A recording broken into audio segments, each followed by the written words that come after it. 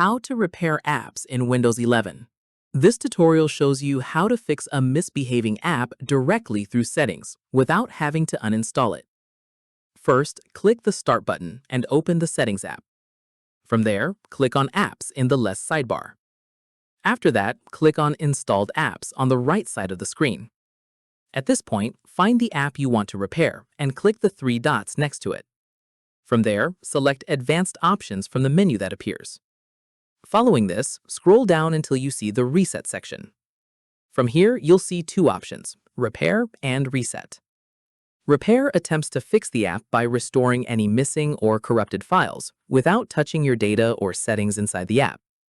After that, click Repair and wait for the process to finish. A check mark will appear next to the button once it's done. From here, open the app and see if the issue has been resolved. Finally, if Repair didn't fix the problem, you can come back to the same screen and click Reset instead, which does a more thorough fix by wiping the app back to its default state, though keep in mind this will clear any saved data or preferences inside the app. That's how you repair apps in Windows 11. If this was helpful, give it a like, subscribe for more tutorials, and tap the bell so you never miss an upload. See you then.